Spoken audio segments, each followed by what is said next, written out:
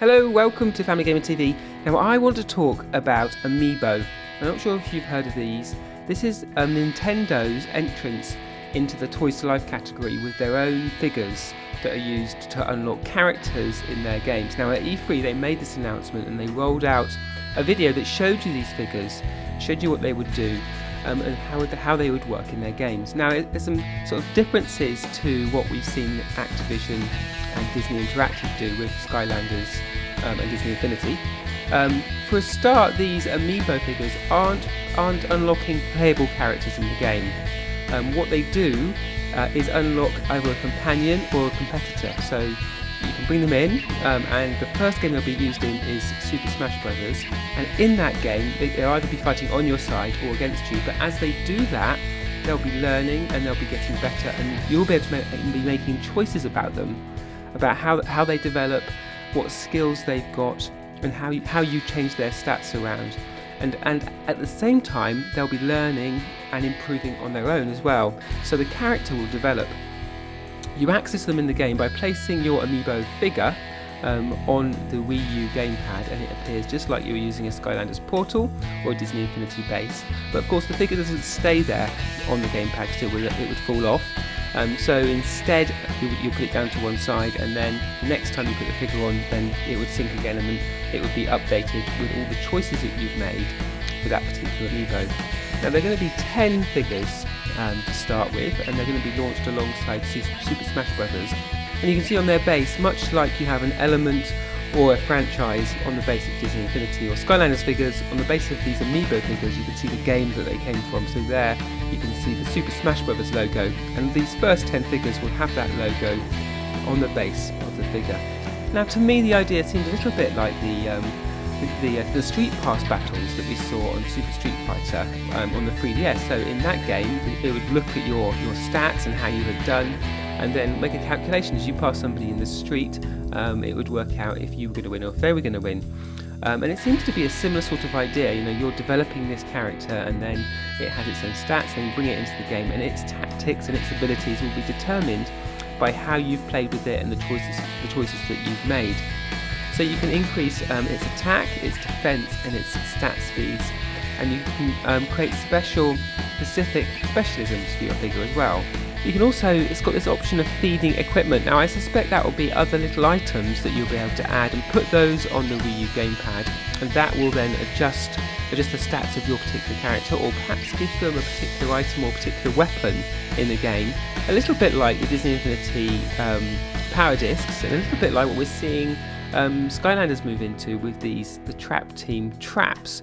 That certainly opens up a second sort of line of retail of secondary items that you can sell alongside your line of figures.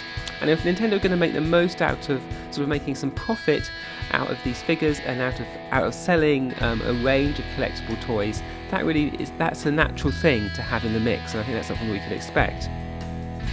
Now, as I said, these will first be coming to Super Smash Bros., but they also announced 4 other games that they're going to be used in as well. Mario Kart 8, Captain Toad Treasure Tracker, which is a puzzle game in 3D we were looking at E3, Mario Party 10, and Yoshi's Woolly World.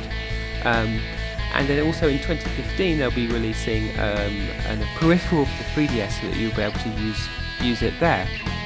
Now I like this idea that you can use these figures across multiple games, because obviously with Skylanders or Disney Infinity, although you could use them across different platforms, different consoles, you're stuck to using them on one game. So imagining having my Mario character that I purchased for Super Smash Bros., but then use him and bring him into Mario Kart or Treasure Tracker or Yoshi's Woolly World, and it giving me a specific experience, and perhaps my character has an experience in those places and takes that away with it. So if I've played with the character in more of these different locations, it would reflect that in its stats and how it behaves in those games.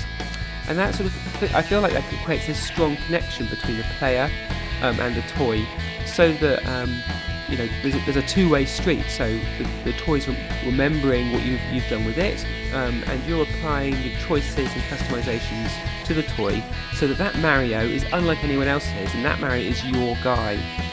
Now we've got a chance to get up close to these Amiibo figures and got them in our hands, could sort of feel the weight of them, could turn them around, and as you can see, look at the packaging.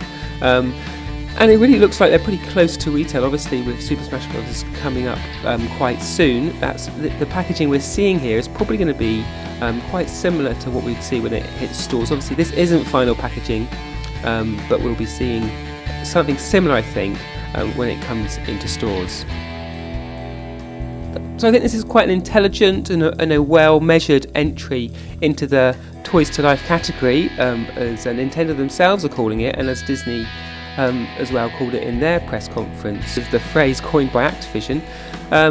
And it will be interesting to see how it develops. They're starting off with 10 figures for Super Smash Bros., as I said, and it's going to be important, I think, that they don't have too many of those, because with the figures being functional across different games, you don't really want to be buying the same figure in different scenarios, or have too many incentives to buy a Mario figure for, say, Mario Kart and Super Smash Bros.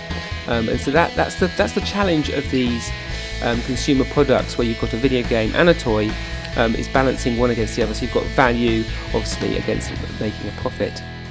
And certainly, I think that it's clever that these aren't unlocking characters in the game, and that it works in terms of value, that this is an extra thing you're getting, it's an extra bonus unlock you're getting, and it really, I think that no one would particularly think that it's content that should have been unlocked from the beginning of the game. And it would be hard to imagine Nintendo selling Super Smash Bros.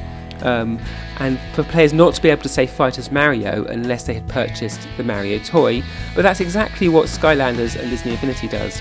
And there's a tension there that there's, you're buying a game, but everything on the disc isn't accessible to you until you spent some more money on some toy figures.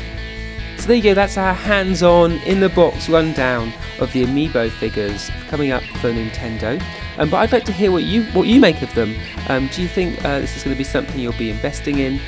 How do you think this stacks up, this idea of sort of a bonus or companion characters that you can bring into your games rather than a character you actually play?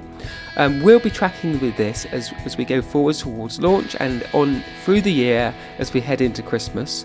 So do subscribe to the channel. It means that we can tell you when we've got new content up, and it means that you won't miss any of our videos. We've got lots more about Skylanders, Disney Infinity, plenty of stuff, and a little look at Minecraft on the PS Vita coming up as well soon.